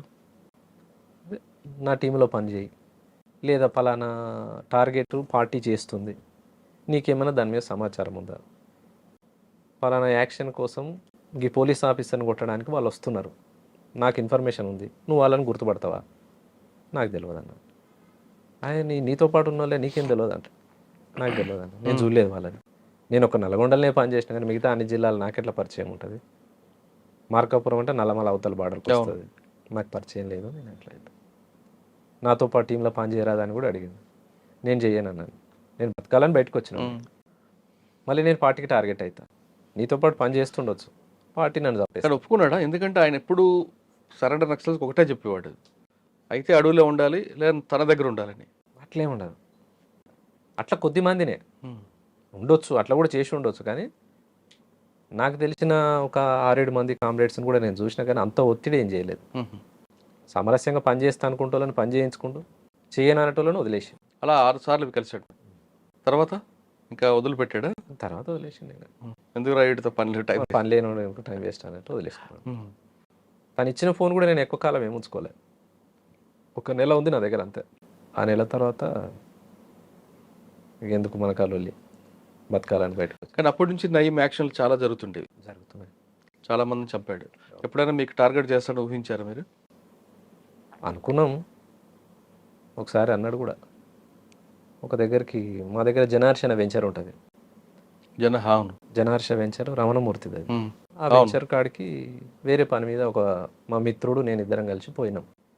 సరే ఆయనకేం లావాదేవీ ఉందో నాకు తెలియదు, మామ గిడి దాకా పోదండా అంటే పోయినాం. ఇక తనే మాట్లాడుకుని నేను బయట కూర్చున్నా, వచ్చేసిన. తెల్లారి ఫోన్ వచ్చింది, డబ్బులు వసూలు చేస్తున్నావు అంటాడు. ఎక్కడన్నా అని, ఫలానా జనార్ష కంపెనీ దగ్గరకు పోయినావుగా అన్నాడు. పోయినా అన్నాడు. మరి ఏం మాట్లాడినవాడు అంటాడు. నాకు తెలియదు, నేనేం మాట్లాడలే, మా మామ రమ్మంటే పోయినా, మా మామ మాట్లాడుకున్నాడు, ఏం మాట్లాడుకుండు ఆయనకేం లావాదేవీ ఉంది నాకేం తెలుసు. లేదు నువ్వు డబ్బులకే పోయినావు, నువ్వు డబ్బులే వసూలు చేస్తున్నావు, నిరూపించన్నా, నేను నిజంగానే డబ్బులు అడిగినట్టు నువ్వు నిరూపించు, నువ్వు ఏ శిక్ష చేసినా నేను సిద్ధమే, నువ్వు వేడికి రమ్మన్నా వస్తా అని చెప్పాను. నువ్వు అట్లా ఇట్లా ఎక్స్ట్రాగా నీ మాట్లాడండి. సరే అన్న మీ ఇష్టం, నేనైతే బయటకు వచ్చిన, మీకు దొరకని ప్లేస్లో అయితే లేను, నా ఇల్లు తెలుసు, నేను ఏడుండేది తెలుసు, అంతా మీకు తెలుసు, మీ ఇష్టం అన్న. ఇంకా అప్పటి నుంచి బంద్గా, ఇంకా ఫోన్లు లేవు, మనిషి లేవు. కానీ కొంతమంది మీ పేరు చెప్పి వసూలు చేశారని వార్త ఉంది అప్పట్లో. అవును, వాస్తవం, వాస్తవం వసూలు చేసారు. అంటే మీకు తెలిసి జరిగింది, తెలియకుండా జరిగింది? మాకు తెలుస్తాయి, పార్టీ ఎవరిని కూడా సిద్ధపడదు అట్లా, అంటే మీరు చెయ్యరని ప్రోత్సహించదు. ఒకవేళ అట్లా మాకు తెలిసి తను చేసిండు అని అంటే మేము శిక్షించిన సంఘటనలు చాలా ఉన్నాయి. అంటే పార్టీలు ఉన్నప్పుడు కాదు కదా, బయటకు వచ్చిన తర్వాత గువ్వల మహేష్ పేరు మీద దందాలు జరిగేవి అనేది వార్త. నాకు తెలియదు. రియల్ ఎస్టేట్ మీరు చెప్పారు, జనహర్ష, రమణమూర్తి కానీ ఆపోజిట్ పార్టీ వాళ్ళ దగ్గర కానీ మిమ్మల్ని చూపించి వసూలు చేశారని. ఇక వాళ్ళు చేసుకున్న సంఘటనకు నేను ఎట్లా బాధ్యుని అయితే, అట్లా జరిగి ఉండొచ్చు, నాకైతే తెలియక జరిగితే జరగదు. సరే బయటకు వచ్చారు, ప్రశాంత జీవితం గడుపుతున్నారు, అంటే మీ జీవన విధానంలో కొనసాగుతుంది. ప్రస్తుతానికైతే వ్యాపారం చేసుకుంటూ ఉన్నాం. ఏం వ్యాపారం? ప్లాట్లు బిజినెస్. ఒక 4 కలిసినాం ఫ్రెండ్స్, ఒక ప్లాట్ వచ్చింది అనుకో, తలా 1,00,000 వేసి ప్లాట్ కొనుక్కొని దానికి కొద్దిగా ఆ ప్లాట్ లో ఒకవేళ వివాదం వస్తే మాజీ నక్సలైట్ అని చూపిస్తారు మిమ్మల్ని? ఎక్కడ కూడా చూపించలేదు ఇప్పటి వరకు, ఒక్క కేసు కూడా లేదు నా మీద. గుడ్. అప్పుడు నక్సలైట్లలో ఉన్నప్పుడు 32 కేసులు తప్ప ఇప్పటి వరకు ఒక్క కంప్లైంట్ నా మీద, ఒక్క కేసు కూడా లేదు ఎన్ని సంవత్సరాల కాలం. అట్లా జరిగి ఉంటే ఎన్నో కేసులు అయ్యేటి. అవును, అది రాకూడదని కోరుకుందాం. ఎక్కడ కూడా నేను ఇప్పటి వరకు నేను చెప్పాను, నా ఎమ్మటి ఉండే మిత్రులు కూడా చెప్పారు నా పేరు, అంత అవసరం కూడా లేదు. అది ఇంకా మంచిది. ప్లస్ అది బ్యాడ్ టైం ఉందో అక్కడి నుంచి స్టార్ట్ అవుతుంది మనం. అంటే హైదరాబాద్ ఈ ప్రాంతంలో ఉన్నాం కాబట్టి ఇప్పుడు నడుస్తున్న బిజినెస్ అదే. ఇంకోటి వాస్తవానికి ఏంటంటే ఉద్యమంలో పని చేసిన వాళ్ళం ఇంకో దగ్గర పని చేయలేము, ఒకరి కింద ఎట్లా చేయగలుగుతాం అనేది ఒకటి, కొన్ని ఈగోస్ ఉంటాయి. అక్కడ విలువలతో కూడిన జీవితం చూశారు, ఇక్కడికి వచ్చిన తర్వాత కొంతమంది చేతులు దాల్చడం ఇబ్బందిగా అనిపిస్తుంటది కదా? ఇబ్బంది అనిపిస్తుంది, వాస్తవమే. ప్రతిరోజు లేచి నుంచి పడుకున్న దాకా జరుగుతున్నాయి అన్నీ అవే కదా. కాదండి, మీరు ఒక క్రమశిక్షణ, విలువలు, దాంతో ఉన్న ఉద్యమాలు పనిచేస్తారు, ఆ పార్టీ నేర్పేది అది. ఇక్కడికి వచ్చిన తర్వాత ఆ విలువలతో ఉండాలనుకుంటే ఆత్మగౌరవం దెబ్బతింటుంది. అవును. ఆత్మగౌరవం ఉంది కదా అని మీరు కాముకుంటే ఆకలి వస్తుంది. ఆకలి చంపుకోవడానికైనా ఆత్మగౌరవం చంపుకుంటారా? ఆత్మగౌరవం కోసం ఆకలి చంపుకుంటారా? అంటే సిద్ధాంతపరంగా అప్పుడున్న రాజకీయాలు ఆ విలువలతోని ఇప్పుడు మనం బతకాలి అని అంటే నిజానికి కొంత ఇబ్బందికరమైందే. మరీ ఎట్లా మనం బతకాలని చెప్పి ఇబ్బందులు పడి మనం ఉండలేం కదా. అంటే విలువలను తగ్గించుకొని బతకాల్సిన అంత అవసరం ఏం లేదు. సరే ఇవాళ మనకు రూపాయి దొరుకుతుంది, ఆ రూపాయే చాలు. 10 రూపాయల కోసం అడ్డదారులు దొక్కాల్సిన అవసరం లేదు. కరెక్ట్. ఉన్న దాంట్లోనే ఉన్న సర్దుకెళ్ళిపోవాలి. దాంట్లోనే సర్దుకుంటాం. అన్న మధ్యమడుగు ఎన్కౌంటర్ సో చెప్పండి, ఎలా చేశారు, ఎలా జరిగింది, ఆ రోజు ఏం జరిగింది? మధ్యమడుగు ఎన్కౌంటర్ అంటే మేము స్టేట్ కమిటీ ఏదో మీటింగ్, జిల్లా కమిటీ మీటింగ్ జరిగింది. నల్లమల ప్రాంతంలోనే జరిగింది. అంటే మధ్యమడుగు అవతల ప్రాంతం. అక్కడి నుంచి నల్గొండ టీం విడిపోయి నల్గొండ టీం నల్గొండ జిల్లా కంటే కృష్ణపట్టి ఏరియాకి వచ్చేటప్పుడు ఇప్పలపల్లి టు మధ్యమడుగు మధ్యలో రోడ్, ఒకటే రోడ్, అది రావడం పోవడం.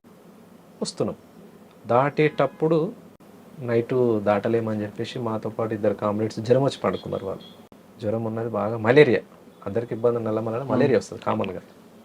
నడవలేని పరిస్థితిలో ఈ నైట్ ఇక్కడ ఉందాంలే, ఈ నైట్ ఇక్కడ ఉండి పొద్దున రోడ్డు దాటుదాం అనుకున్నాం. తెల్లారింది 5:30, 6 ప్రాంతంలో రోడ్డు దాటుతుంది. దాటేటప్పుడు ట్రాక్టర్ తిరుగుతుంది రోడ్ ఎమ్మటి, ఒకటే సౌండ్ వస్తుంది. ఈ దగ్గర పట్ల అసలు పొలాలే లేవు, కానీ ట్రాక్టర్ సౌండ్ వస్తుంది. ఏదో సౌండ్ వస్తుంది, ట్రాక్టర్ తిరుగుతూ ఉంది. పొలం దున్నుతుందని ఒక కామ్రేడ్, ఏదైనా ఉండొచ్చులే మరి దున్నకాలు, రైతులు కట్టెలు ఎరువు సప్లై ఉంటాయి కదా, అదేమనుకున్నాం. కానీ మా దగ్గరనే అటు ఇటు తిరుగుతూ ఉంది. అది ఇదేదో తేడా కొడుతుంది, కొంత గమనించండి అని చెప్పేసి పైలట్ టీంను పంపించిన. ఎంతమంది ఉన్నారు అప్పుడు టీంలో? 15 మంది ఉన్నాం. స్టేట్ కమిటీ ఉందా? ఏమే రాచకొండ, కృష్ణపట్టి, నల్గొండ జిల్లాకు సంబంధించిన టీం. ఓకే. వస్తున్నాం, పైలట్ టీంను ముందు పంపితే చూసిండ్రు. వాళ్ళు చూసి ఏం లేదన్నా, ట్రాక్టర్ ఏదో పని మీద పోతున్నట్టుంది అని అన్నారు. సరే ఎందుకైనా మంచిది గమనించుకుంటా దాటండి అని చెప్పేసి రోడ్ దగ్గరకు వచ్చాం. రోడ్ దగ్గరకు వచ్చి అందరం ప్యారలల్గా ఉన్నాం రోడ్కి, స్ట్రైట్ ఇట్లా కాకుండా ప్యారలల్గా కూర్చున్నాం. ఎవరు పొజిషన్లో వాళ్ళు కూర్చోండి, ఎందుకైనా మంచిది, వెపన్ లోడ్ పెట్టుకొని కూర్చోండి అని చెప్పి అని పైలట్ టీంని రోడ్ దాటించినాం. పైలట్ టీం రోడ్ దాటింది, దగ్గర నుంచి అటు నుంచి 2 మనుషులు నడిచి వస్తారు. ఆ టీం దాటిన వెంటనే వాళ్ళు లైన్ క్లియర్ అన్నప్పుడు మేము దాటాలి. వాళ్ళు చెప్పే కంటే ముందే 2 మనుషులు ఇట్లా నడిచి వస్తారు. నాతో పాటు ఉన్నాయన, అన్న ఎవరు వస్తుర్రే అన్న, గమనించి వాళ్ళకి షూస్ ఉన్నాయా, చెప్పులు ఉన్నాయా చూడు అన్న. చెప్పులే ఉన్నట్టున్నాయన్నా, ఏదో సైండిల్ చెప్పుల్లాగా కనిపిస్తుంది అని అన్న. సరే ఒక్క నిమిషం వాళ్ళు దాటినాక మనం దాటుదాం అనుకున్నాం. తీరా వాళ్ళ దగ్గరికి వచ్చేటప్పుడు చూస్తే ఏంటంటే ఏకే వేసుకున్నాడు, ఇట్లా వెనకకి పెట్టాడు. బెల్ట్ అనేది కనిపిస్తుంది, వెపన్ బెల్ట్. అన్న వీళ్ళు పోలీసు వాళ్ళేనే అన్నాడు. వాళ్ళు కామన్గా వెళ్ళిపోతేనేమో ఏమనొద్దు, మనల్ని కూడా అవతలకి దాటి కవర్ తీసుకున్నారు, చెట్ల చాటుకే ఉన్నారు కదా అనుకున్నాం. వాళ్ళు దగ్గర దాకా వచ్చి ఫైరింగ్ ఓపెన్ చేశారు. ఫైరింగ్ మాదికు కాకుండా దాటిన టీం మీద ఫైర్ అవుతాం. మేము కూడా ఒక్క సెకండ్ ఆడికెళ్ళి ఒక 15 అడుగుల దూరం వెనకకు పోయి పొజిషన్ తీసుకొని మేము ఫైరింగ్ ఓపెన్ చేసినాం.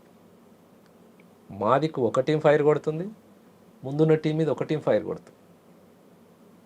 ఇక మేము వెనకకి రిట్రీట్ అయినాం. ముందు టీము ఏమైందో తెలియదు, ఇక వాళ్ళు అటే పోయినరు, మేము వెనుకకు వచ్చాం. అదే దాడిలో 3 కామ్రేడ్స్ అమరులయ్యారు. పైలట్ టీం 5 మందితో ఉంటే 2 బయటికి వెళ్ళిండ్రు, 3 అమరులయ్యారు. దాంట్లో భూషణ్ అనే ఒక కామ్రేడ్ ఉండే, తను అక్కడి నుంచి రిట్రీట్ అయ్యి బ్యాగ్ ఒక దగ్గర పడేసి యూనిఫామ్ ఒక దగ్గర తీసేసి హైదరాబాద్లో తేలిండు తను. అంటే మాకు కలవాల్సిన తను మా దగ్గరికి రాకుండా, ఆ ప్రాంతం ఆయనకు పట్టు లేదు, తెలియని ప్రాంతం, హైదరాబాద్కి వచ్చేసి. అయితే మేము రిట్రీట్ అవుతున్న క్రమంలోనే మాతో పాటు ప్రభాకర్ అనే కామ్రేడ్ ఉండే, మాధవ్ గన్మెన్ తను అప్పటి వరకు. తర్వాత ఆయన రాచకొండకు మెంబర్గా పంపారు, దళ సభ్యునిగా ఉండాలని, నువ్వు షిఫ్ట్ అని అంటే ఈ ట్రాన్స్ఫర్ అయినా. మలేరియా జ్వరం వచ్చింది ఆ కామ్రేడ్కి, తను చనిపోయింది ఆ దాడిలో. పడిపోయింది అంటే ఇక్కడ మోకాళ్ళ తోడబడ్డది. తనని తీసుకొద్దామని నేను పోతున్న క్రమంలో విపరీతమైన ఫైరింగ్ మా మీద. ఇక తనని కూడా తీసుకురాలేదు, కానీ మేము మేమే రిట్రీట్ అయినాం. ఆ గాయమైన కామ్రేడ్ అక్కడి నుంచి జరుపుకుంటూ పోయి చెట్టు పొదలో ఉన్నాడు. అదే చెట్టు పొదలో చనిపోయాడు తను. డిపార్ట్మెంట్ కూడా చూడలేదు ఆయన. తర్వాత ఒక 2 నెలల తర్వాత జీవాల కాడులు ఆయన బట్టలు, ఆయన వెపన్ తీసుకొచ్చి పార్టీకి అప్పచెప్పారు. ఎవరు? అంటే అంటే పశువుల కాపర్లు ఉంటారు కదా, పలానా అన్న ఇక్కడ చనిపోయినట్టుండన్న. మేమేమనుకున్నామంటే ఎన్కౌంటర్ అయింది, చనిపోయిండు, బాడీని కుటుంబానికి అప్పగించలేదో మాకు తెలియదు. తనేం మహబూబ్నగర్ జిల్లా వాసి, మేమేం నల్గొండ వాళ్ళం. 2 నెలల తర్వాత మహబూబ్నగర్ టీంకే వాళ్ళు తన వెపన్ కావచ్చు, డ్రెస్ తీసుకొచ్చి అప్పచెప్పారు. అదొకటి జరిగింది. ఈ భూషణ్ హైదరాబాద్లో తేలిండు కదా, తనేం జరిగిందంటే ఆ దాడి నుంచి తప్పించుకొని వస్తున్న క్రమంలో యూనిఫామ్తో పోలేడు, యూనిఫామ్ ఇప్పేసిండు, బట్టలు లేవు, కిట్ బ్యాగ్ ఒక దగ్గర దాపెట్టిండు, వెపన్ ఒక దగ్గర దాపెట్టిండు, ఎటు పోవాలనో తనకు తెలుస్తలేదు. ఇంకా వస్తున్న క్రమంలో వర్షంలో అంటారు, పత్తి చేలు ఉంటాయి బాగా, పత్తి చేలలో బెదురు పెడతారు కదా, ఓ బొమ్మ వేసి బొమ్మకు ఓ బట్టలు తొడు, ఆ బట్టలు వేసుకొని ఊర్లోకి వచ్చిండు ఆ మనిషి. ఊర్లోకి వచ్చిండి, ఆడికి వెళ్ళిన తర్వాత 1 నెల తర్వాత మళ్ళీ వచ్చి మాకు కలిసి తను బస్సు ఎక్కి హైదరాబాద్కి రావడానికి ఒక 4 రోజులు టైం పట్టింది తనకు. ఆ 4 రోజులు తనని దొంగని వెంటబడడం, ఇంకా రకరకాల ఇబ్బందులు పడి మొత్తం మీద వచ్చి. ఏం పేరు? భూషణ్. ఉన్నారు ఎప్పుడైనా? లేడు, చనిపోయిన తర్వాత ఊళ్ళోకి వచ్చాక చనిపోయింది. దాసిరెడ్డి కూడా తను సాంబశివుడు వాళ్ళ ఊరే. ఓకే ఓకే సార్, ఫైనల్గా చెప్పండి. చాలామంది ఇప్పుడు మీరు చూస్తున్నారు, మీరు ఒక సిద్ధాంతం కోసం లోపలికి వెళ్ళారు, పని చేశారు, బయటకు వచ్చారు, ఇంట్లో అమ్మా నాన్న మీద మమకారంతో. ఇప్పుడున్న యువత ఒక సిద్ధాంతం లేకుండా, ఒక విలువలతో కూడిన జీవితం లేకుండా అడ్డదారిలో వెళ్తూ విలాసాలకి బానిస అవుతున్నారు. అటువంటి వాళ్ళని చూసినప్పుడు ఏమనిపిస్తుంటుంది? వాళ్ళకి ఇచ్చే మెసేజ్ ఏంటి? అంటే ఇదంతా కూడా ఏంటంటే రాజ్యము కావచ్చు, పాలక వర్గాలు కావచ్చు, పెట్టుబడిదారు వ్యవస్థ, సామ్రాజ్యవాద మూలంగా ఇంటర్నెట్, జూదము, మీరు అంటున్న ఇవన్నీ వాస్తవాలే. యువత చెడు మార్గం వైపు పోతున్నది, కానీ దీని సన్మార్గంలో నడపాల్సినటువంటి మెసేజ్ అనేది రాకపోవడం మూలంగా జరుగుతుంది. అంటే ఆ మెసేజ్ ఎవరు ఇవ్వాలి?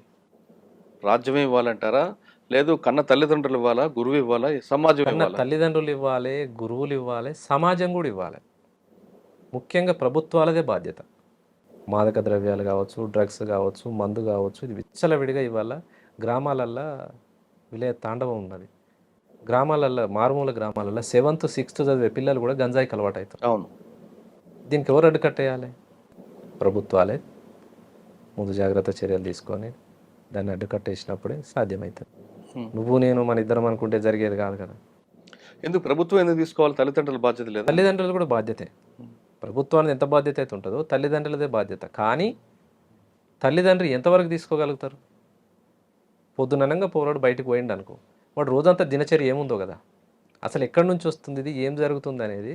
అంటే సమాజానికి బాధ్యత ఉంది, తల్లిదండ్రికి బాధ్యత ఉంది, అంతకన్నా ఎక్కువ స్థాయిలో ప్రభుత్వాల బాధ్యత ఉంది. అంటే అదొకటే కాకుండా ఉమ్మడి కుటుంబ వ్యవస్థ రద్దయిపోవడం, నాశనం అవ్వడం కూడా దీనికి ప్రధానంగా కానుకోవచ్చా? వాస్తవం. ఉమ్మడి కుటుంబ వ్యవస్థ ఉన్నప్పుడు కొంత బాధ్యత ఉన్నది. బాధ్యత గురువు అవుతుంది ఎవరికైనా, అవి లేవు. పక్కింట్లో ఏం జరిగినా ఇవాళ యువతలింటోడు పట్టించుకునే పరిస్థితి లేదు. రైట్.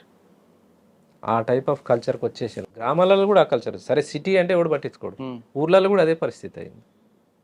గా ఇంట్లో జరిగితే నాకెందుకు, మా ఇంటికైతే కాదు కదా, మా ఇంట్లో జరిగినప్పుడు చూద్దాం తీ, అగో ఇట్లా ఈ టైప్ ఆఫ్. ఇదంతా కూడా సమాజానికి ప్రమాదకరమైన గంటికలే, ఇవి సూచనలే, ప్రమాదమే. దీనికి సొల్యూషన్ ఏం చెప్పొచ్చు? ప్రభుత్వం సరైన చర్యలు తీసుకోవాలి. ఒకటి, యూత్ కానీ యువత కానీ చదువు అనేది ఇంపార్టెంట్, ప్రశ్నించే తత్వం ఇంపార్టెంట్. ఇవి రెండు అలవర్చుకున్నప్పుడు సన్మార్గం పోతుంది.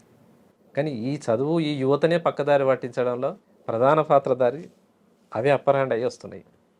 కానీ దీనికి ఆపోజిట్ వచ్చే మెసేజ్ అనేది విప్లవ పార్టీలు కావచ్చు, లేదా కమ్యూనిస్ట్ పార్టీలు కావచ్చు, సమాజపరంగా శాస్త్రీయంగా ఆలోచించే మేధావి సెక్షన్ కావచ్చు, ఈ లైన్ అనేది తగ్గింది రావడం. సమాజాన్ని చెడగొట్టే లైనే ఎక్కువ వస్తుంది. ఒకప్పుడు పార్టీలోకి ఒక డెడికేట్గా చదువుకున్న వాళ్ళు ఒక కమిట్మెంట్తో వెళ్ళేవారు, వచ్చేవారు. అప్పుడు అదే క్రమేపీ తగ్గిపోవడం కారణం అనుకోవచ్చు. అంటే ఒక సెక్టర్ పీపుల్ దూరం అయిపోవడానికి. అంటే ఒక కొద్ది కాలం ఏంటంటే యూనివర్సిటీల నుంచి, పెద్ద పెద్ద విద్యాలయాల నుంచి రిక్రూట్మెంట్స్ ఉన్నప్పుడు మేధావి సెక్షన్ ఉంది. అంటే తర్వాత గ్రామాల నుంచి, తండాల నుంచి, చెంచుపెంటాల నుంచి వచ్చిన రిక్రూట్మెంట్ మంచిది కాదని కూడా చెప్పలేము. యూనివర్సిటీల కంటే వచ్చిన వాళ్ళ కంటే కూడా కమిట్మెంట్గా పనిచేసిన వాళ్ళు చెంచుపెంటాల నుంచి వచ్చిన వాళ్ళు ఉన్నారు. అంతే కదా. అంతే. గ్రామాల నుంచి వచ్చిన వాళ్ళు కూడా అంతకన్నా ఎక్కువగా పనిచేసారు, అంతకన్నా ఎక్కువ మూమెంట్ తీసుకున్నారు. అయితే నిర్బంధం మూలంగా ఏమైందంటే పార్టీ సెట్ బ్యాక్ కావడం, నగరాలలో సెట్ బ్యాక్ అయ్యి గ్రామాలలో నుంచి రిక్రూట్మెంట్ అనేది వచ్చింది. అట్లా కొంత విద్యావంతులు తగ్గిర్రు పార్టీలు అనేది వాస్తవమే. కానీ గ్రామీణ ప్రాంతాల్లో కుల సంఘాలు ఎక్కువ అవ్వడం వల్ల పార్టీ వైపు ఆదరణ తగ్గిందనేది కూడా వార్త ఉంది. కొంతమేర, పూర్తిగా అదని చెప్పలేము, కొంతమేర ఈ కుల సంఘాలు కూడా కొంత పార్టీని నష్టం చేసినాయి. ఉమ్మడి కుటుంబ వ్యవస్థ పూర్తిగా రద్దవడమే ఇప్పుడున్న యువత చెడు మార్గన ప్రధాన కారణం అంటున్నారు సుభాష్.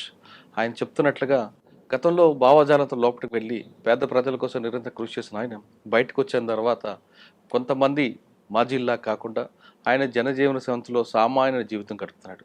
ఇప్పటికైనా సరే చాలామంది యువకులు విలాసవంత జీవితాలకి అలవాటు పడకుండా ఒక కమిట్మెంట్తో చేస్తే ఒక సమాజం మంచి సమాజం అయిపోయి వెళ్తుంది, లేదా ఇది ప్రమాదానికి ప్రధాన కారణం కావచ్చు అంటూ సుభాష్ చెప్తున్నారు. ఇది ఈ వారం సుభాష్తో ఎక్స్క్లూజెంట్. వచ్చే వారం మరొక బలి కలుద్దాం. అంతవరకు నమస్తే. థ్యాంక్ యూ అన్న. Thank you very much.